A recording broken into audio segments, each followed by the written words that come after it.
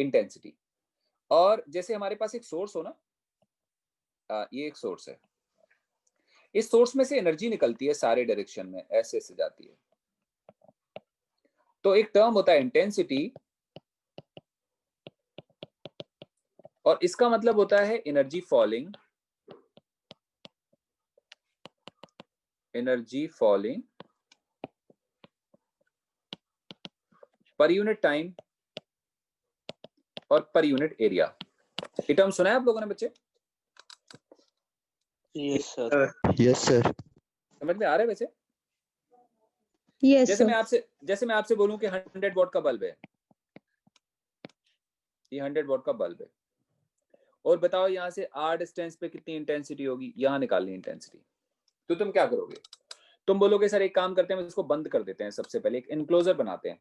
तो हमने क्या करा, R रेडियस का इनक्लोजर बनाया, ऐसे ऐसे करके इसको बंद कर दिया, ऐसे बंद कर दिया। फिर तुम एक बात बोलोगे कि इस बल्ब में से जितनी भी लाइट निकलेगी, जितनी भी लाइट निकलेगी, वो सारी सारी कहाँ गिरेगी? वो यहाँ गिरेगी, इधर इधर गिर रही होगी, इधर इधर।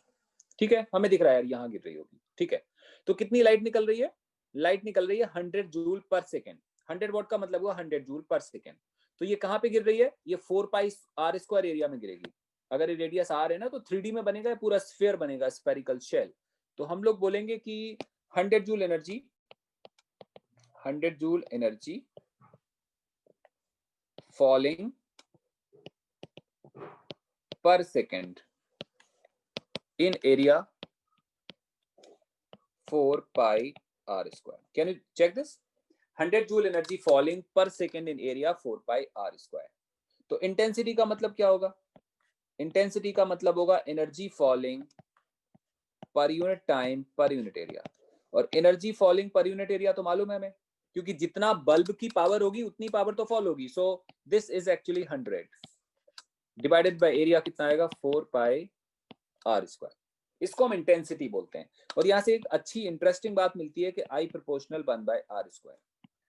दुनिया की जितनी भी इंटेंसिटी होती है वो 1 बाय R स्क्वायर के प्रोपोर्शनल होती है। Gravitational field intensity R square के 1 बाय R स्क्वायर के प्रोपोर्शनल है। Electric field intensity, magnetic field intensity, किसी भी तरह की इंटेंसिटी होंगी वो 1 बाय R स्क्वायर के प्रोपोर्शनल होंगी। और हम यहां से भी देख रहे हैं, इसको बोलते हैं एनर्जी इंटेंसिटी। ये एनर्जी की इंटेंसिटी और ये 1 अपॉन R स्क्वायर के प्रोपोर्शनल है। और जब हम लोग ने +1 में वेव पढ़ा था, तो हम लोग ने एक डेरिवेशन करा होता है, वो हमने पढ़ा होता है I equal to 2 pi square nu square A square rho B. ये इक्वेशन होता है मैकेनिकल वेव के लिए, मैकेनिकल वेव्स के लिए, जहां पे रो का मतलब होता है density of medium, density of medium, वो मीडियम जिसमें वेव चल रही हो। ठीक है, और ये होती है स्पीड ऑफ वेव, और ये होती है फ्रीक्वेंसी, और ये होता है एम्पलीट्यूड। तो हम यहाँ पे क्या देख पाते हैं कि हम यहाँ पे ये वेव नहीं पढ़ रहे हैं, कम से कम ये वेव नहीं पढ़ रहे हैं। जब ये वेव नहीं पढ़ रहे तो रो की बात तो करने का कोई सेंस नहीं बनता। ओके, इसकी बात करने का सेंस वैसे नहीं बनता, कारण क्योंकि ये तो सेम रहना है। कल मैंने आपको समझाया था कि हम जब दो सोर्सेस को आपस में इंटरफियर करवाते हैं, मतलब दो सोर्सेस में से जब लाइट निकलती है, दोनों की फ्रीक्वेंसी हम लोगों ने कल के लेक्चर में सेम ली थी। मैंने कहा था बेटा अगर दोनों की फ्रीक्वेंसी अलग हो गई ना, तो बहुत बड़ा मतलब प्रॉब्लम हो जाएगा हमारे लिए, सोल्यूशन नहीं निकलेगा, क्योंकि फिर ओमेगा भी अलग। कल वाली बात रिपीट करता हूं, ये S1 और ये S2, और ये दो वेव जा रही है, ये जा रही है और यहां से भी जा रही है, ये आपस में मिलती हैं, यहां मिल जाती है, इसको बोलते हैं इंटरफेरेंस। क्लियर? और यहां से जो वेव आ रही थी उसका इक्वेशन था y1 equal to a1 sine omega T minus K X, इस टाइप का। और ये जो दूसरी वेव आ रही थी उसका इक्वेशन था something like a2 sign omega T minus K x plus phi type. सो हम एक चीज देख पा रहे हैं कि देखो इस वाले से आने वाली वेव की फ्रीक्वेंसी और यहाँ से आने वाली वेव की फ्रीक्वेंसी सेम है, क्योंकि अगर ये भी अलग और ये भी अलग फिर ये भी अलग, तो इसका जो इक्वेशन आएगा ना ओवरऑल, वो सॉल्व नहीं कर पाएंगे, अब हमारे लिए मुश्किल हो जाएगा। इसलिए we prefer to have same frequency of both the sources to understand interference. मैं बार बार कह रहा हूं, अगर इंटरफेरेंस को हमने समझना है तो दोनों की फ्रीक्वेंसी सेम लेनी पड़ेगी। तो जब हम फ्रीक्वेंसी सेम ले रहे हैं तो आप लोग क्या बोलोगे? तुम बोलोगे सर इसका मतलब हुआ कि इंटरफेरेंस पे न्यू का कोई फर्क नहीं है, क्योंकि दोनों की न्यू तो ऑलरेडी सेम है, तो हम इस पे डिपेंडेंसी नहीं रखेंगे। मैकेनिकल वेव में ये लेते हैं, नॉन मैकेनिकल में नहीं लेंगे, ये लेने का जरूरत नहीं है। और जब हम वी की बात करते हैं तो वी का कोई सेंस नहीं बनता, क्योंकि हर जगह हमें मालूम है इसका स्पीड और इसका स्पीड कैसा है, सेम है। इन दोनों वेव में क्या डिफरेंट है, तो पता चलता है वो एम्पलीट्यूड है, इसका अलग है और इसका अलग है। तो हम लोग यहाँ से देख पाते हैं कि इंटेंसिटी का फॉर्मूला एम्पलीट्यूड पे किस हिसाब से डिपेंड करता है। तो पता चलता है वो डिपेंड करता है कुछ ऐसे, आई प्रोपोर्शनल ए स्क्वायर। इसका मतलब हुआ कि जब भी लाइट आएगी तो उसमें ब्राइटनेस होगी, और ब्राइटनेस को किससे समझते हैं हम, ब्राइटनेस को समझते हैं हम इंटेंसिटी से। मैं कहूंगा बहुत ज्यादा ब्राइटनेस है, इसका मतलब इंटेंसिटी ज्यादा है, और इंटेंसिटी किस पे डिपेंड करती है, डायरेक्टली एम्पलीट्यूड पे। इस लाइन को बहुत ध्यान से समझो। मान लो हमारे इस वाले सोर्स में से हमारे पास डार्क रूम है, कंप्लीट डार्क है, यहाँ पे कुछ नहीं दिख रहा हमें, और हमारे पास केवल एक बल्ब जल रहा है, सारा अंधेरा है, और यहाँ पे हमने एक स्क्रीन लगा रखा है। अब क्या होता है, ये इसका नाम था S1, इससे लाइट जाती है ऐसे ऐसे ऐसे, लाइट यहाँ गिरती है, लाइट यहाँ गिर गई। इस लाइट का जो एम्पलीट्यूड है, मतलब लाइट का एम्पलीट्यूड नहीं, मतलब सोर्स से आने वाली लाइट का एम्पलीट्यूड, मान लो ये A1 है। अगर A1 एम्पलीट्यूड की लाइट यहाँ से निकल के यहाँ तक पहुंचेगी, तो यहाँ जो इंटेंसिटी फील होगी, ब्राइटनेस, चमक और इंटेंसिटी फील होगी, वो होगी I1, और वो डायरेक्टली प्रोपोर्शनल क्या होगी, मतलब एम्पलीट्यूड कम तो ब्राइटनेस कम। हमें समझ में आ गया। अगली बारी हमने क्या करा, अगली बारी हमने एक काम करा, फिर डार्क रूम ले लिया, सेम रूम है, और डार्क रूम में हमने अब दूसरा सोर्स रखा, दैट वाज S2, और फिर हमने यहाँ पे एक स्क्रीन लगाया, फिर इसमें से लाइट निकली, लाइट चलते चलते चलते यहाँ पहुंची, और इस वाली लाइट का जो एम्पलीट्यूड था दैट वाज A2, और यहाँ पे जो लाइट पहुंची उसकी इंटेंसिटी वाज I2, और I2 कितना ज्यादा या कम होगा वो डिपेंड करेगा कि एम्पलीट्यूड कितना है। ये हमने एक्सपेरिमेंट नंबर 2 कर दिया। चलो सेम, सारा कुछ सेम हो रहा है। हमने सेम डार्क रूम लिया, सोर्स लिया, कुछ दूर पे स्क्रीन रखा, यहाँ पे कुछ नहीं दिख रहा था, जब हमने इसको स्विच ऑन करा तो इसकी लाइट हमें दिखने लगी, बट ऑब्जर्वेशन और एक्सपेरिमेंट कर रहे थे हम इस स्क्रीन के ऊपर। तो यहाँ जब लाइट पहुंची तो यहाँ पे कुछ चमक, ब्राइटनेस और इंटेंसिटी दिखाई दी, और वो डिपेंड कर रही थी कि यहाँ से आने वाली लाइट की एम्पलीट्यूड कितना है। सेम यहाँ पे हुआ। अब हमने तीसरा एक्सपेरिमेंट करा, एंड दैट एक्सपेरिमेंट वाज कि अगेन डार्क रूम, फिर से हमारे पास सोर्स, लेकिन अब एक नहीं है, अब दो है, एक S1 और एक S2, और फिर हमने एक स्क्रीन लिया, उसी पॉइंट की बात करी जिसकी हम बात पहले कर रहे थे। लेकिन अब खास बात क्या हुई कि अब इससे भी लाइट जा रही थी और इससे भी लाइट जा रही थी। यहाँ पे अब की बारी जो ब्राइटनेस, चमक या इंटेंसिटी आएगी वो आई आएगी, और वो प्रोपोर्शनल किसके होगा, ना तो वो इसके एम्पलीट्यूड के होगा, ना वो इसके एम्पलीट्यूड के होगा। वो किस पे डिपेंड करेगा, वो दोनों का जो इक्विवेलेंट एम्पलीट्यूड आएगा उस पे डिपेंड करेगा, और वो आएगा A। इसका मतलब ये ऐसे आएगा। मजेदार एक्सपेरिमेंट है, मतलब तुम देखोगे बहुत मजा आएगा। मजा कैसे आएगा कि A1 हमेशा सेम है, A2 ऑलवेज सेम है, लेकिन A ड्रामेटिकली बदलता रहेगा। क्यों बदलेगा, क्योंकि जो A का इक्वेशन है वो A1 पे भी डिपेंड करता है, A2 पे भी डिपेंड करता है, और याद करो फेज डिफरेंस पे भी डिपेंड करता है। याद होगा तुम्हें, फेज डिफरेंस जैसी कोई चीज थी, और फेज डिफरेंस वो चीज है जो हर जगह सेम नहीं रहने वाला। यहाँ कुछ और होगा, यहाँ कुछ और होगा, यहाँ कुछ और होगा, हर जगह वो फेज का डिफरेंस बदल रहा होगा। आपको थोड़ा थोड़ा कल वाला लेक्चर अगर याद आ रहा है तो, सो यू विल फाइंड कि कहीं तो A मैक्सिमम आएगा तो कहीं A मिनिमम आएगा, उसके ठीक बगल में फिर मैक्सिमम आएगा, फिर साइड में फिर मिनिमम आएगा, फिर मैक्सिमम आएगा, फिर मिनिमम आएगा।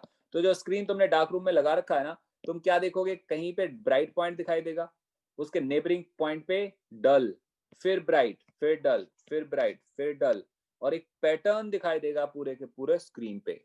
उसको हम बोलेंगे इंटरफेरेंस पैटर्न। अगर वो सच में दिखाई देता है, इसका मतलब है लाइट वेव है। दोबारा समझाता हूं, अगर सच में लाइट वेव है, क्योंकि अभी तो किसी को नहीं पता ना कि लाइट वेव है, अगर सच में लाइट वेव है तो वो इंटरफेरेंस करेगी। इंटरफेरेंस करेगी तो कहीं पे कंस्ट्रक्टिव बनेगा। कंस्ट्रक्टिव किसको कहते हैं, कंस्ट्रक्टिव कहते हैं इसको। दोनों या ये भी कंस्ट्रक्टिव है, ये भी कंस्ट्रक्टिव है, ये सारे के सारे कैसे हैं, कंस्ट्रक्टिव हैं। एक वेव दूसरे वेव को सपोर्ट कर रही है। अगर कंस्ट्रक्टिव बनेगा तो वहां पे मैक्सिमम इंटेंसिटी आएगी, या फिर बनेगा डिस्ट्रक्टिव। डिस्ट्रक्टिव क्या होता है? डिस्ट्रक्टिव ये होता है एक वेव दूसरे का ऑपोज कर रही है, तो ऐसे वाले केस को हम बोलते हैं डिस्ट्रक्टिव। तो यहाँ पे कंस्ट्रक्टिव भी बन सकता है और डिस्ट्रक्टिव भी बन सकता है। तो अगर कंस्ट्रक्टिव और डिस्ट्रक्टिव बनेगा इसका मतलब लाइट वेव है। और अगर ये सब होगा नहीं, फोटोन में तो कम से कम ये नहीं होता। Photons never form that constructive and destructive interference. तो अगर इस वाले स्क्रीन के ऊपर इंटरफेरेंस हो रहा है, इसका मतलब ये इस बात का प्रूफ है कि लाइट एक वेव है। और अगर इंटरफेरेंस हो रहा है तो वो आंखों से देखने पे कैसे पता चलेगा? तो रूम डार्क होना चाहिए, कहीं और से लाइट नहीं आनी चाहिए, केवल इनकी लाइट आएगी। और अगर इनकी लाइट आएगी तो स्क्रीन पे कहीं पे हमें डार्क पॉइंट, कहीं पे ब्राइट पॉइंट, कहीं पे डार्क, कहीं पे ब्राइट ऐसे दिखाई देगा, आंखों से एक्चुअली दिखाई देगा। When I was in first year, college में था, तो हमारे वहां पे एक्सपेरिमेंट होता था न्यूटन रिंग्स के नाम से। मैं उसको एक्सप्लेन नहीं करना चाहता। न्यूटन रिंग्स का एक्सपेरिमेंट इंटरफेरेंस पैटर्न है, और वो डार्क रूम में एक्सपेरिमेंट करते हैं और साफ साफ इस स्क्रीन के ऊपर जो सामने पर्दा होता है उस पर रिंग दिखाई देती है। Bright ring, dark ring. Dark मतलब वहां पे कुछ दिखता नहीं है। सो ब्राइट, देन फिर डल, देन ब्राइट, देन डल, ऐसे पूरे पे रिंग्स दिखाई देती हैं। आंखों से देखते हैं, इससे पता चलता है कि यस इंटरफेरेंस हो रहा है। So ultimately our topic is depending upon this amplitude. हम इसमें इंटरेस्टेड है। So I directly proportional to A square, ये हम यहां पे देखने वाले।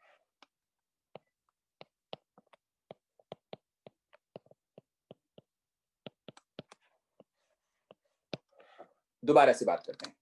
इमेजिन करो हमारे पास दो सोर्सेज हैं, एक का नाम है S1 और एक का नाम है S2, और हमने इंटरफेरेंस पैटर्न किसी एक पर्टिकुलर पॉइंट पे देखना है। एक बार में हम सारे पॉइंट पे देखेंगे तो कंफ्यूज हो जाएंगे ना कि किसने बोला सर यहां भी बताओ, यहां भी बताओ। नहीं, ऐसे नहीं करते। हम एक पॉइंट पे देखते हैं। लेट अस से हम इस वाले पॉइंट की बात करते हैं। P एक ऑब्जर्वेशन पॉइंट है, तो S1 की वजह से P पे वेव जाएगी और S2 की वजह से भी P पे वेव जाएगी। परफेक्ट हो गया, बहुत अच्छी बात है। ये जो ये वाली वेव जाएगी ना, ये वाली, इसका इक्वेशन होगा y1 equal to a1 sine omega T minus kx, ऐसा हमने मान लिया। और जो इससे वेव जाएगी उसका इक्वेशन हम मान लेते हैं कि y2 इक्वल टू होगा a2 sign omega T minus kx plus 5। बेटा आप ऐसे भी बोल सकते हो, या तुम ऐसे भी बोल सकते हो कि सर इसके साथ phi1 लगा देते हैं, इसके साथ phi2 लगा देते हैं, एक ही बात है, कोई फर्क नहीं पड़ेगा। ये दो वेव जा रही हैं। परफेक्ट हो गया। तो कोई तुमसे बोले कि इंटेंसिटी ऑफ वन क्या है, इंटेंसिटी ऑफ वन क्या है, तो तुम बोलोगे इंटेंसिटी ऑफ वन का मतलब हुआ कि इसकी ब्राइटनेस यहां पे कितनी होगी। तो हम लोग कह सकते हैं कि intensity of light due to one, due to one is I1, and similarly intensity of 2 is I2. Perfect. जहां पे I1 will depend upon its own amplitude as, and I2 will depend upon its own amplitude as. कोई हमसे बोले net intensity on screen is I, and वो किस पे depend करेगा? वो डिपेंड करेगा नेट एम्पलीट्यूड के ऊपर। क्लियर हो गया? बहुत अच्छी बात है। तो अब हम चलते हैं आगे, और वो हम प्रीवियस वाले लेक्चर की बात करते हैं कि अगर एक का एम्पलीट्यूड है A1 और दूसरे का है A2, तो जब वेव यहां पे मिलेंगी तो रिजल्टेंट एम्पलीट्यूड कितना आएगा? बेटा जी आइडिया है कुछ आपको? Yes, sir. क्या आएगा? A1 square plus A1 square plus A2 square plus 2A1 A2 cos phi. बहुत बढ़िया, बहुत बढ़िया, आपने सही बोला। So we have resultant amplitude A is equal to under root of this we have already studied, and that is A1 square plus A2 square plus 2 times A1 A2 cos of phi। जहां पे phi का मतलब है phase नहीं है, ध्यान रखना। phi का मतलब स्पेसिफिकली डिफाइन कर रहा हूं, phi इज व्हाट? फेज में डिफरेंस, फेज में डिफरेंस। परफेक्ट हो गया। ये हमारे पास रिलेशन आ गया। अगर हम दोनों तरफ स्क्वायर करते हैं तो रिलेशन आ जाता है a square equal to A1 square plus A2 square plus 2 times A1 A2 cos phi। ये हमारे पास रिलेशन आ गया। अब हमें मालूम है कि amplitude directly proportional to intensity होता है, तो हम क्या लिख सकते हैं? हम लोग लिख सकते हैं I1 proportional to A1 square, मतलब ऐसे लिख सकते हैं I1 equal to some constant into A1 square. तुम चाहो तो कांस्टेंट लिखो, चाहो तो ना लिखो, कारण यहां भी कांस्टेंट आएगा, फिर यहां भी आएगा, फिर यहां भी आएगा, फिर यहां भी आएगा, कट जाएगा। You can even directly right, अगर आप कांस्टेंट लिखना चाहो तो एक स्टेप में लिखोगे, बाद में काट दोगे। मैं डायरेक्ट लिख देता हूं। हम लोग ए स्क्वायर को क्या लिखेंगे? आई, इसको I1, इसको I2, इसको रूट I1, इसको रूट I2, और हमारे पास ये रिलेशन ऊपर वाला कन्वर्ट हो जाता है I equal to I1 plus I2 plus 2 times of root I1 root I2 and cos phi।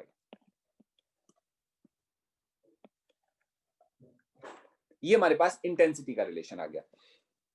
अभी आंसर नहीं निकला कुछ भी, हमें हमारे पास रिलेशन आया, और ये रिलेशन डायरेक्टली किस पे डिपेंड कर रहा है? देखो ये चीजें तो कांस्टेंट होंगी ना, एक सोर्स की जितनी इंटेंसिटी है वो तो सेम रहनी है, वो सेम रहनी है। एक्चुअली ये जो रिजल्टेंट डिपेंड कर रहा है वो किस पे डिपेंड कर रहा है? ये पूरा का पूरा टॉपिक इस वाली चीज पे डिपेंडेंट है। सो हम चाहे एम्पलीट्यूड निकालें या फिर इंटेंसिटी निकालें, हम यहां से निकाल सकते हैं। अब दोबारा देखो, जब हमारे पास दो सोर्सेज हैं S1 और S2, और दोनों से लाइट यहां पे जा रही है इस वाले स्क्रीन पे, मान लो यहां की बात करें, यहां पे वेव मिलती हैं ऐसे, यहां पे वेव ऐसे मिलेंगी, यहां पे दोनों के बीच में फेज में डिफरेंस कुछ आएगा। कुछ का मतलब बताता हूं आपको। सपोज करो कि ये वाले डायग्राम के हिसाब से हम ऐसे देखें, बेटा ध्यान से समझना। सपोज करो इस वाले पॉइंट पे हमें फर्स्ट वेव ऐसे दिखती है, ये फर्स्ट वेव है, और इसी वाले पॉइंट पे सेकेंड वेव हमें ऐसे दिखती है,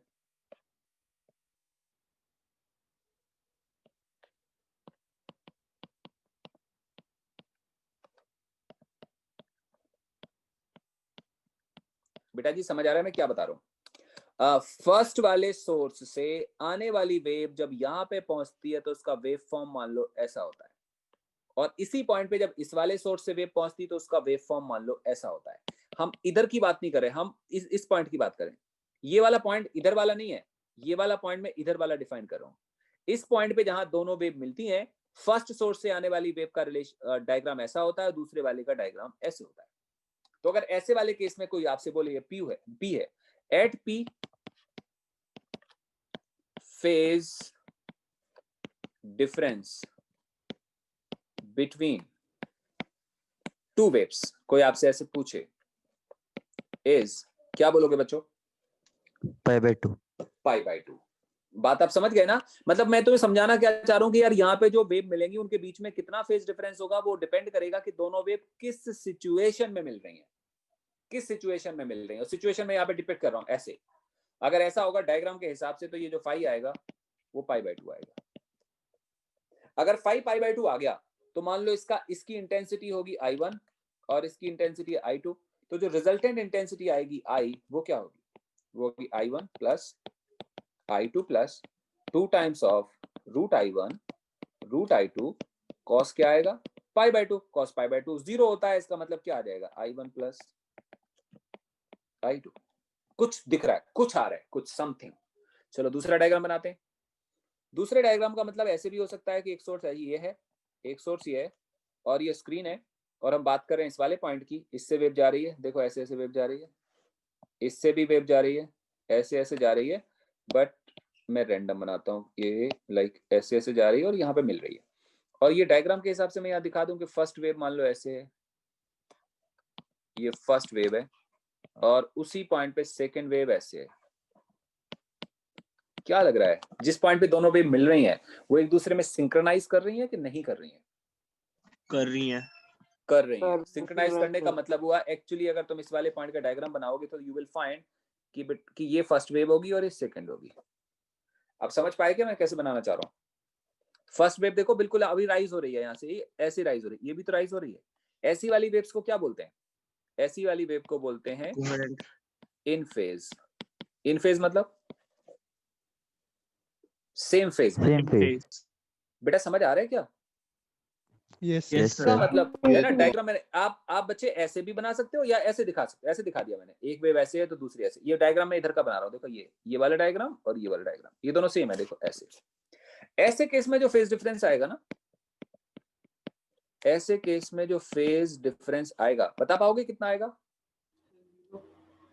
0 केवल 0? यस 360 2 पाई भी आएगा। अरे हाँ यार, तुम सब तो +2 वाले हो, मैं तो भूल रहा था, मुझे 9th क्लास के बच्चे लग रहे हैं। तुम्हें तो आता है यार सब कुछ। 2 पाई, ये 4 पाई, या फिर 6 पाई, या फिर कुछ भी 2 पाई इंटू एन। एन जहाँ पे क्या चीज है? एन जहाँ पे इंटीजर है। मैथ वालों के सिंबल समझ में आता होगा, मेडिकल वालों को नहीं आता, तो इसको बोलते हैं एन इज इंटीजर। एन कुछ भी हो सकता है, 0 1 2 3 4 5 6। मतलब अगर ये डायग्राम है तो ये ऐसे होना चाहिए। किसी बच्चे को डाउट होगा सर ये 2 पाई कहां से आ गया, तो मैं बताता हूं, सुनो। अगर इस सोर्स से आने वाली पहली वेव यहां मिले और इसकी भी फर्स्ट वेव यहां पे मिले, तो हम बोलेंगे फेज डिफरेंस 0 है। मान लो इसकी तो, इस वाले की तो फर्स्ट वेव मिल रही है, लेकिन इसकी कौन सी मिल रही है? सेकंड मिल रही है। तो देखने में डायग्राम तो सेम सेम लग रहा है, लेकिन दोनों में एक वेव का डिफरेंस है। एक वेव का डिफरेंस का मतलब इस वाले सोर्स से चलने वाली सेकंड वेव इसके साथ मिल रही है। रुक जाओ, अभी नहीं आता समझ में, तो एक और बात करते हैं। ये S1 है, ये S2 है। हम लोगों ने T0 पे स्विच ऑन करा। T0 पे डायग्राम ऐसे था, देखो ऐसे। Let me make proper diagram. इस चैप्टर में फेज खतरनाक चीज है, बाकी सब आसान है, कुछ भी नहीं है। ये S1 S2। देखो इसमें से वेव मैंने स्विच ऑन करा दोनों को एक साथ, ये पहली वेव निकली, ये पहली वेव निकली। ये डायग्राम है T = 0 का। ठीक हो गया। अब हमने देखा कुछ टाइम के बाद, तो कुछ टाइम के बाद ये S1 है और ये S2 है, और हमने देखा time equal to T। Time equal to T हो गया। और इसकी वेव जो फर्स्ट, देखो ये फर्स्ट वेव निकली थी ना पहले, फर्स्ट निकल गई, इसकी भी फर्स्ट निकली है। वो चलते चलते चलते चलते चलते चलते यहाँ पहुंची, और ये भी यहाँ पहुंची। और जहां पे मीटिंग हो रही थी ना, वो ऐसे हो रही थी, देखो ऐसे। ये भी फर्स्ट वेव है और ये भी फर्स्ट वेव है। अब ये फर्स्ट वेव का क्या फंडा है? फर्स्ट वेव का फंडा है, जो वेव अभी अभी निकली थी उसको हमने बोला फर्स्ट, उसके बाद आएगी सेकंड, उसके बाद थर्ड, उसके बाद फोर्थ। तो फर्स्ट वेव होगी वो यहां नहीं रहेगी, वो कहां पहुंच जाएगी? वो यहां पहुंच जाएगी। तो फर्स्ट वेव यहां पहुंच जाएगी, लास्ट वेव होगी अभी इसके पास, यहां पे होगी लास्ट वेव, यहां पे होगी फर्स्ट वेव। तो यहां जो पहुंचेगी वो फर्स्ट वेव होगी, ये सेकंड, ये थर्ड, ये 4, ये 5, ये nth। तो जब दो वेव यहां पे पहुंच रही हैं, दो वेव अगर यहां पहुंच रही हैं, तो हमने क्या मान लिया? हमने अज्यूम कर लिया कि तुम यहां जाओ। हम लोगों ने अज्यूम कर लिया कि ये फर्स्ट वेव है और ये फर्स्ट वेव है। जब दोनों वेव की आपस में मीटिंग हुई, जिस टाइम पे दोनों के बीच में मीटिंग हुई, वो मीटिंग ऐसे वाली हुई, देखो ऐसे और ऐसे। पहली बात तो ऐसे वाले इंटरफेरेंस को बोलेंगे कंस्ट्रक्टिव, क्योंकि दोनों एक दूसरे का सपोर्ट कर रही हैं। ये पहले वाले सोर्स की फर्स्ट वेव है और ये दूसरे वाले सोर्स की फर्स्ट वेव है। अगर ये ऐसे मिलेंगी तो इस वाले केस में फेज में जो डिफरेंस आएगा वो कितना आएगा? 0 आएगा। एक केस हो सकता है, इसको हम लोग नाम देंगे केस 1। दूसरा हो सकता है कि केस 2। अभी भी जब हमने केस 2 में देखा तो दोबारा हमें क्या मिला? ये ऐसे मिल रही है, मिल अभी भी ऐसे रही है, लेकिन गड़बड़ क्या हो गया कि ये जो डिस्टेंस था ना, ये लेंथ और ये लेंथ मान लो सेम नहीं था। अगर ये लेंथ कम होगा तो ये वेव ज्यादा जल्दी पहुंच जाएगी, ये देर में पहुंचेगी, तो डिफरेंस आ सकता है। तो हम लोगों ने क्या देखा? दोनों ऐसे मिल रही हैं, लेकिन हुआ क्या? ये तो है फर्स्ट वेव, लेकिन ये है सेकंड वेव। मतलब जो फर्स्ट सोर्स से निकली हुई फर्स्ट वेव है वो ये वाली है, लेकिन जिस टाइम पे पहले वाले सोर्स की फर्स्ट वेव पहुंची, उसी टाइम दूसरे सोर्स की सेकंड वेव पहुंच गई। नो डाउट ये डायग्राम और ये डायग्राम सेम है, दोनों के दोनों इंटरफेरेंस कंस्ट्रक्टिव हैं, दोनों वेव एक दूसरे को सपोर्ट करेंगी, एम्पलीट्यूड मैक्सिमम आएगा, इंटेंसिटी मैक्सिमम आएगी। लेकिन ऐसे केस में जब हम फेज डिफरेंस की बात करेंगे तो बेटा ये 0 नहीं आएगा, बट 2 पाई आएगा। हम लोग थे यहाँ पे, दोबारा बताता हूँ, हम लोग यहाँ थे, हम क्या बात कर रहे थे, यहाँ पे दो वेव मिल रही हैं, और जब दो वेव मिल रही हैं तो वो ऐसे ऐसे मिल सकती हैं। अगर ऐसे मिलेंगी तो फर्स्ट वेव ये है, सेकंड वेव ये है, तो इन फेज होंगी। इन फेज का मतलब हुआ फेज डिफरेंस ये वाला 0 भी हो सकता है, 2 पाई भी हो सकता है, 4 पाई भी हो सकता है, 6 पाई हो सकता है, और 2n पाई हो सकता है, n जहाँ पे इंटीजर होगा। और ये केसेस मैंने आपको समझाए कुछ इस हिसाब से। दो वेव मिल रही है, डायग्राम उनका मिलने का तरीका सेम है, लेकिन अगर ऐसे फर्स्ट वेव और फर्स्ट वेव मिलेगी तो हम बोलेंगे फेज डिफरेंस 0 है, लेकिन एक की फर्स्ट और दूसरे की सेकंड मिलेगी तो 2 पाई होगा, और ये ऐसा कुछ हमें दिखाई देगा। परफेक्ट है। अच्छा, अगर हम दोबारा से बात करें कि ये हमारे पास S1 है और ये हमारे पास S2 है और ये स्क्रीन है, और अब हम इन वेव को पहुंचाते हैं कहीं और। मान लो यहाँ पे मिल रही है वेव, इधर मिल रही है, और जब हम लोगों ने देखा तो हमें पता चला कि यार ये तो फर्स्ट वेव है, ये फर्स्ट वेव है, ये वाली, और उसी पॉइंट पे एक और दूसरी वेव जब हमने देखी तो पता चला ये सेकंड वेव है।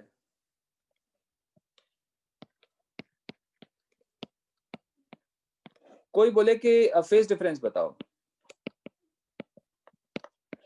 बच्चों क्या लगता है? पाई। कैसे?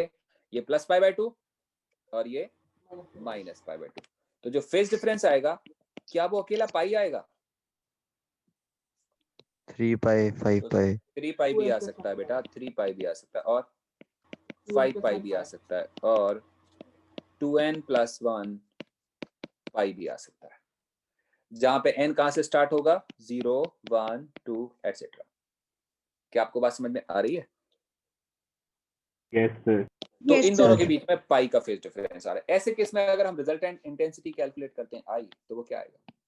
I1 + I2 + 2 times of √I1 √I2 cos pi. cos पाई कितना होगा? -1, so this is I1 + I2 -2 times I1 I2।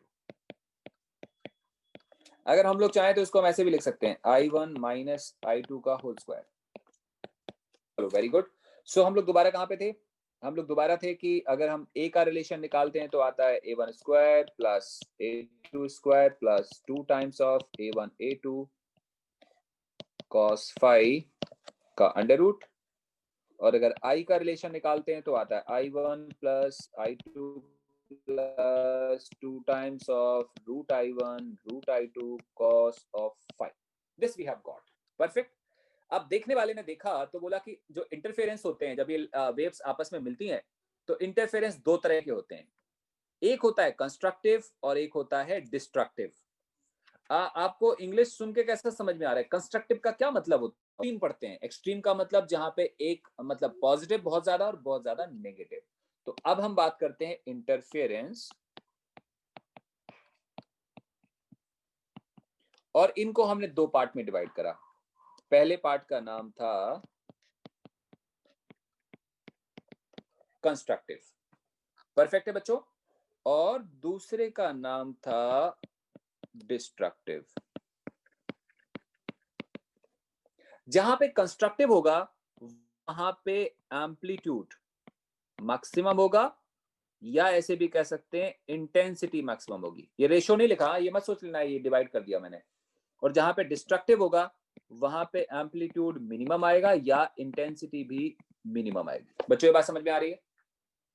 Yes yes sir. Sir देखो यार, दो सोर्सेज हैं, दो सोर्सेज से लाइट आ रही है, वो एक पॉइंट पे मिल रही है, मिलेगी तो बहुत कुछ होगा। कभी कभी तो सपोर्ट करेंगे, कभी अपोज करेंगे, कभी जनरल भी होगा। जनरल का मतलब ना ज्यादा सपोर्ट होगा ना ज्यादा अपोज होगा। परफेक्ट हो गया। और जहां पे पूरा सपोर्ट होगा वहां पे कंस्ट्रक्टिव होगा, जहां पे पूरा अपोज होगा वहां पे डिस्ट्रक्टिव होगा। So let us start again कि हम लोग बात करते हैं दोबारा से कि कंस्ट्रक्टिव क्या है। So we have this constructive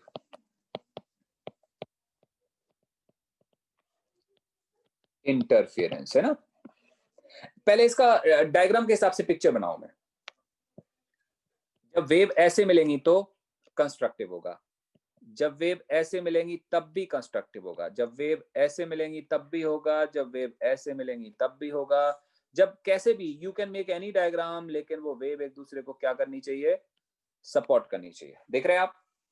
मतलब ये इस पे डिपेंड नहीं करेगा केवल अपर साइड मिले, अपर देन ये भी अपर, ये लोअर साइड है तो ये लोअर, ये किसी एंगल पे है तो ये भी ऐसे, मतलब जिस भी टाइम पे दो वेव मिलेंगी but they are trying to support each other, then that interference would be called as the constructive interference. अगर कंस्ट्रक्टिव इंटरफेरेंस होगा तो फेज डिफरेंस जिसको हम फाई या डेल्टा फाई बोल सकते हैं, वो क्या होगा, 0 होगा। ये क्या हो गया,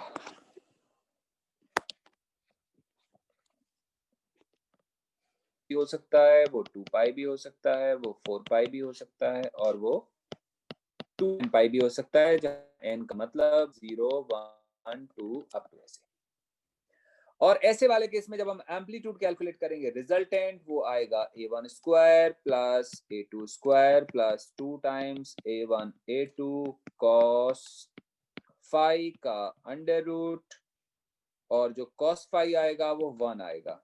चेक कर लो, हम अगर 0 पुट करेंगे तब भी 1 आएगा, 2 पाई पे 1, 4 पाई पे 1, 2n पाई पे 1। अगर ऐसा होगा तो a की वैल्यू आएगी a1 प्लस a2 का होल स्क्वायर का अंडर रूट। चेक करो। अच्छा, इंटेंसिटी की बात भी कर ही लेते हैं ना। इंटेंसिटी का रिलेशन आएगा I equal to I1 plus I2 plus 2 of root I1 I2, और cos फाई की वैल्यू कितनी, 1। अगर ऐसा करेंगे तो I की वैल्यू आएगी I1 plus I2 plus 2 times of I1 I2 that equal to root I1 plus root I2 का whole square that is I। I hope इतना समझ आ गया। देखो interference, so we have this destructive interference, और इस case में मैंने आपको समझाया था कि डिस्ट्रक्टिव कब होगा। डिस्ट्रक्टिव होगा, मैं दोबारा दिखाता हूं आपको, ये हमारे पास एक वेव है और ये हमारे पास दूसरी वेव है। डिस्ट्रक्टिव कब होगा, देखो जब एक वेव का पॉइंट 1 दूसरी वेव के 1 डैश से मिले, इसको 1 डैश बोलता हूं मैं, या A B C D letter के हिसाब से बोल देता हूं आपको, इसको मैं ए बोलता हूं और इसको ए डैश। जब एक वेव का ए दूसरे वेव के ए डैश से मिले तो फेज डिफरेंस आएगा पाई। ऐसे वाले केस में ये एक दूसरे का राइवलरी होगी, मतलब एक दूसरे का अपोज करेंगे। या एक वेव का बी दूसरे वेव के बी डैश, मैंने काउंटर पार्ट को अलग अलग दिखाया हुआ, देखो बी के साथ मैंने बी डैश, बी और बी डैश सेम नहीं है, ध्यान रखना, दोनों का नेचर अपोजिट है। बी यहाँ पे है तो बी डैश यहाँ पे, दोनों के बीच में फेज डिफरेंस कितना है, पाई के बराबर। या एक का सी, एक वेव का सी तो दूसरे का C dash, can you see, मैं आपको दिखा रहा हूं ए और ए डैश, बी और बी डैश, सी और सी डैश, और ऐसे हम अलग अलग पॉइंट देख सकते हैं, हम कितने भी पॉइंट देख सकते हैं। You can have this point as D, तो फिर यहां दिखाना पड़ेगा मेरे को डी डैश। चेक करो,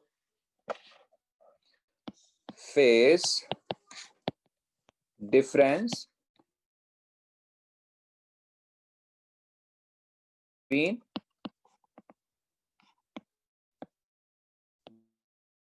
B dash D D dash is pi। बच्चों चेक करो, जहां समझ में नहीं आता मुझसे पूछो। एक वेव जब दूसरे वेव से ऐसी वाली सिचुएशन में मिले कि एक वेव का ये पीक था अपर पीक तो दूसरे का ये लोअर पीक हो, अगर ये आपस में मिलेंगे तो डिस्ट्रक्टिव होगा। एक वेव का ऐसा वाला फेज मिले और दूसरे वेव का ऐसा वाला फेज मिले तो फेज डिफरेंस पाई के बराबर होगा, एंड अलग अलग। तो ये मैं आपको डायग्राम के हिसाब से दिखा रहा था कि डिस्ट्रक्टिव इंटरफेरेंस की कंडीशन क्या क्या होगी। अगर ऐसा होगा तो फेज डिफरेंस पाई आएगा, अगर पाई आएगा तो ए कितना होगा, ए होगा a1 square plus a2 square plus 2 times a1 a2 cos phi का अंडर रूट। एंड बेटा cos फाई ऐसे, हाँ केवल पाई थोड़ी आएगा ना, 3 पाई 5 पाई एंड सो ऑन, और ऐसे केस में जो cos फाई आएगा वो आएगा -1। अगर आएगा तो ए की वैल्यू क्या आएगी, a1 माइनस a2। चेक करो, क्योंकि आ जाएगा a1 square plus a2 square minus 2a1 a2, जब हम ये करेंगे तो आएगा a1 माइनस a2 का होल स्क्वायर का अंडर रूट, ये कट जाएगा तो हमारे पास क्या बचेगा, a1 माइनस a2 बचेगा, और ये हमारे पास रिलेशन होगा। डन। इसी तरह से हम इंटेंसिटी निकाल सकते हैं। इंटेंसिटी का रिलेशन क्या निकल के आएगा, इंटेंसिटी आएगी I equal to I1 plus I2 plus 2 times of root I1 I2 cos phi, और cos phi minus 1 होगा तो ये आएगा I1 plus I2 minus 2 I1 I2। इसका मतलब है root I1 minus root I2 का full square and that is I। कि there are two sources, एक का इंटेंसिटी है I1 equal to let us say 8 watt per meter square, and दूसरे source का इंटेंसिटी है I2 and that is equal to supposing something 4 watt per meter square। और कोई आपसे बोले find ratio of I max and I minimum, मतलब ये हमारे पास दो सोर्सेज हैं और ये दोनों सोर्सेज की वेव आपस में इंटरफेयर करती हैं, ये मिल गई, ये इंटरफेयर कर गई। तो यहाँ पे आपको बताना है कि आई मैक्स और आई मिनिमम का रेशियो क्या आएगा। बच्चों जल्दी करो। Is equal to root of I1 root of I2 का होल स्क्वायर है ना, मतलब root of 8 plus root of 4 का whole square, that is 2 root 2 plus 2 का होल स्क्वायर। 2 को कॉमन निकाल सकते हैं, 4 आ जाएगा, अंदर क्या बचेगा, रूट 2 प्लस 1 का whole square. We can have like this. And what is that I minimum was root of I1 minus root of I2 का whole square, that was root 8 minus root 4 का whole square। it will be the same, I mean 4 बाहर आएगा और अंदर बचेगा root 2 minus 1। Done हो गया, और उसका स्क्वायर। तो अगर हमें दोनों का रेशियो निकालेंगे ना, I max upon I minimum, 4 तो कैंसिल हो जाएगा, क्या बचेगा हमारे पास, root 2 plus 1 whole square upon root 2 minus 1 whole square. Even you can simplify it, but ये हमारे पास एक रिलेशन आएगा। बच्चों यहाँ तक बात समझ में आ रही है? Yes, sir. बहुत अच्छी बात है। तो कंक्लूड करें, हमें अभी क्या समझ आया इतनी देर में हमने जो पढ़ा? अभी हमें रिलेशन समझ आया कि जहां पे वेव मिलेंगी, वो जहां पे दो सोर्सेस से आने वाली वेव मिलेंगी उसको हम इंटरफेरेंस बोलेंगे, और जहां पे दो वेव मिलेंगी वो पर्टिकुलर पॉइंट अफेक्टेड होगा बाय बोथ दी वेव्स। एक वेव आ रही है, दूसरी आ रही, तो उस पर्टिकुलर पॉइंट पे जो मिलेगा वो रिजल्टेंट मिलेगा। एम्पलीट्यूड भी रिजल्टेंट मिलेगा और इंटेंसिटी भी रिजल्टेंट मिलेगी, और वो जो इंटेंसिटी मिलेगी और एम्पलीट्यूड मिलेगा वो डायरेक्टली डिपेंड करेगा फेज के डिफरेंस के ऊपर। फेज का डिफरेंस अलग अलग होने से इंटरफेरेंस अलग अलग बनेगा, मतलब कंस्ट्रक्टिव भी बनेगा और डिस्ट्रक्टिव भी बनेगा। जैसे मैं आपको थोड़ा सा और समझाऊं इसी बात को डायग्राम के हिसाब से, मान लो ये सोर्स S1 है, ये S2 है, सामने एक स्क्रीन है, जो मिडिल पॉइंट होगा ना, मिडिल पॉइंट ये वाला, मान लो इससे जाने वाली वेव जा रही है और इससे भी वेव जा रही है। थोड़ा दिमाग लगाना, ये वाली दूरी और ये वाली दूरी सेम है। सेम होने से क्या होगा, सेम होने से ये होगा, बेटा ध्यान से सुनना, ये दूरी और ये दूरी सेम है। उससे क्या होगा कि जब इसकी वेव, हम ऐसा मानते हैं कि दोनों सोर्सेज हमने सेम टाइम पे स्विच ऑन करे थे, तो इस S1 की फर्स्ट वेव जब यहां पहुंचेगी, सेकेंड वेव सेम टाइम पे पहुंचेगी कि अलग टाइम पे पहुंचेगी? बच्चों Same. सेम टाइम पे। कैसे पता? क्योंकि जितना ये डिस्टेंस है उतना ये है, जितनी स्पीड यहाँ पे होगी उतनी यहाँ पे होगी, तो जितना टाइम इसको लगेगा उतना टाइम इसको लगेगा। दोनों वेव कब पहुंचेंगी? सेम टाइम पे पहुंचेंगी। इसका मतलब अगर फर्स्ट वेव ऐसे वाली होगी तो सेकंड ऐसे होगी, और अगर मैं आपसे बोलूं कि बेटा यहाँ पे फेज डिफरेंस कितना होगा, क्या बोलोगे? 0। क्या 2 पाई हो सकता है? No sir. नहीं होगा। आ गया? तो यहाँ पे अगर ऐसा हम करेंगे तो यहाँ पे इंटेंसिटी कैसी आएगी, मिनिमम के मैक्सिमम? लॉजिक समझ में आ रहा है क्या? Yes sir. बहुत अच्छी बात है। दोबारा देखो, ये S1 से एक वेव यहाँ भी तो जाएगी और एक वेव इसकी भी जाएगी यहाँ पे। क्या दोनों वेव सेम टाइम पे पहुंचेंगी कि अलग अलग पे पहुंचेगी? अलग अलग। अलग अलग। अलग अलग पे। S2 की जब फर्स्ट वेव यहाँ पहुंचेगी तब इसकी फर्स्ट वेव होगी कि कोई और होगी? कोई और। कोई और होगी। परफेक्ट है ना? इसका मतलब क्लियर हो गया कि जब S2 की फर्स्ट वेव पहुंचेगी तब S1 का कुछ और होगा। हम मान लेते हैं कि S1 की वेव होगी ऐसे, ये फर्स्ट सोर्स है, तो सेकंड सोर्स की वेव होगी ऐसे। क्यों? डिफरेंस तो आ गया ना दोनों में। अगर ऐसा डिफरेंस आएगा तो फेज डिफरेंस कितना आ जाएगा? फेज डिफरेंस आएगा पाई के बराबर। कहीं ना कहीं तो पाई आएगा, मैं नहीं कह रहा यहाँ आएगा, चाहे यहाँ आएगा, बट कहीं ना कहीं तो ऐसा होगा, क्योंकि यहाँ फेज डिफरेंस 0 था, तो ऊपर तुम बढ़ते जाओगे तो दोनों में डिफरेंसेस बढ़ते जाएंगे। As you are moving upside, this length is different and this length is different and this difference is increasing. तो उसका मतलब हुआ कि जब डिफरेंस बढ़ेगा तो फर्स्ट वेव और फर्स्ट वेव तो नहीं मिलेगी, कुछ और ही होगा। कुछ और होगा तो कहीं ना कहीं तो फेज डिफरेंस पाई होगा। अगर जहां पे पाई होगा वहां पे इंटेंसिटी क्या मिलेगी? वहां मिनिमम मिलेगी। अगर हम और ऊपर जाएंगे और ऊपर डिफरेंस और बढ़ेगा, अगर डिफरेंस और बढ़ेगा तो ये डिफरेंस बढ़ते बढ़ते 2 पाई भी तो हो जाएगा। अगर 2 पाई हो गया तो इंटेंसिटी फिर से क्या मिलेगी हमें? मैक्सिमम। आप अगर ये इवेल्युएशन समझ पाए तो आपको क्लियर हो रहा होगा शायद बच्चों। Yes sir. तो यहाँ पे मिलेगा मैक्सिमम, तो यहाँ मिलेगा मिनिमम, तो यहाँ मिलेगा मैक्सिमम, फिर ऊपर मिलेगा मिनिमम। तो you will find a pattern, और वो पैटर्न देखने में कुछ कुछ ऐसा होगा। ये S1, ये S2, ये स्क्रीन, ये मिडिल पॉइंट ले लेते हैं। तो अगर हमें यहाँ पे मिलेगा मैक्सिमम तो उसके ठीक बीच में मिलेगा मिनिमम, फिर मिलेगा मैक्सिमम, फिर मिलेगा मिनिमम, फिर मिलेगा मैक्सिमम। और ये अपनी आईज से आप आंखों से देख सकते हो। अगर स्कूल में भी ये डेरिवेशन वो एक्सपेरिमेंट करवाते हैं, लेकिन अवॉइड करते हैं, टीचर इसको करवाते नहीं। अगर डार्क रूम में प्रॉपर करेंगे तो आपको ये अपनी आंखों से दिखाई देगा। मतलब ये हाइपोथेटिकल नहीं है, this is observable, we can see. ऐसा पैटर्न मिलता है जो सामने हमें दिख रहा है, मैक्सिमा मिनिमा मैक्सिमा मिनिमा। तो अगर ये आंखों से देख लोगे तो तुम कहोगे यस यस यहाँ पे इंटरफेरेंस हो रहा है। अदरवाइज लॉजिक देखो ना, लॉजिक क्या बोलता है? एक लेमैन की लैंग्वेज में लॉजिक बोलता है कि यार एक बल्ब जला दिया था हमने तो रोशनी दिख रही थी, यहाँ पे लाइट दिख रही थी, बहुत अच्छी बात है। सर एक और ऑन कर दिया तो लाइट दिख रही थी, मैंने कहा बहुत अच्छी बात है। 2 ऑन कर देंगे तो वो बोलेगा ज्यादा लाइट दिखेगी, मैं कहा ये बात सही है। लेकिन ये तो बड़ा हमारे लिए हैरान करने वाला हो जाएगा ना कि कहीं पे लाइट दिखेगी, कहीं पे डार्क, फिर लाइट, फिर डार्क, फिर लाइट, फिर डार्क। तो आप थोड़ी देर के लिए परेशान हो जाएंगे कि ये क्यों हो गया, क्योंकि हम तो आज तक ये समझते रहे कि 2 बल्ब जलाएंगे तो ज्यादा लाइट दिखेगी। ये लाइट डार्क क्यों हो रहा है? क्योंकि यहाँ पे इंटरफेरेंस हो रहा है। बट ये आपको देखने के लिए घर में नहीं देख सकते। घर में क्यों नहीं देख सकते? क्योंकि हम जो सोर्स यूज करते हैं वो पॉलीक्रोमेटिक होता है। पॉलीक्रोमेटिक का मतलब इनफाइनाइट वेव्स निकलती हैं, विबग्योर पूरा निकलता है। 3800 एंगस्ट्रॉम से लेके 6000 एंगस्ट्रॉम तक की सारी वेव्स निकलती हैं। ये केवल तब देखा जा सकता है जब सिंगल फ्रीक्वेंसी या सिंगल वेवलेंथ निकले।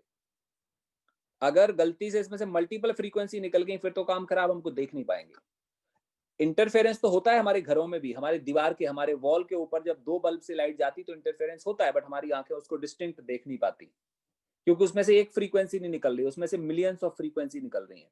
इतनी सारी मिक्सिंग हो जाती है कि अगर हम अपने घर में व्हाइट लाइट का सोर्स यूज करें, ये यूज करें, तो ये दीवार है सामने वाली, इस पे इस वाले पॉइंट की बात करें तो इस वाले पॉइंट पे किसी एक कलर का मिनिमा बनेगा तो इसी पे दूसरे का मैक्सिमा बनेगा, पता नहीं चलेगा। तो एक्चुअली ये अल्टीमेट डार्क और अल्टीमेट ब्राइट पॉइंट बनेगा नहीं, तो हमें दिखाई देगा नहीं। So we will observe it as uniform intensity. तो ये अगर आपको लैब में देखना है तो किस बात का ध्यान देना पड़ेगा कि दोनों सोर्सेस की फ्रीक्वेंसी सेम हो और दोनों में से सिंगल वेवलेंथ निकल रही हो। सिंगल वेवलेंथ को बोलते हैं मोनोक्रोमैटिक लाइट। क्लियर? हमारे घरों में जो होता है वो पॉलीक्रोमैटिक होता है, हम ऑब्जर्व अपने घर में नहीं कर सकते। बच्चों आपको मेरी बातें समझ में आई?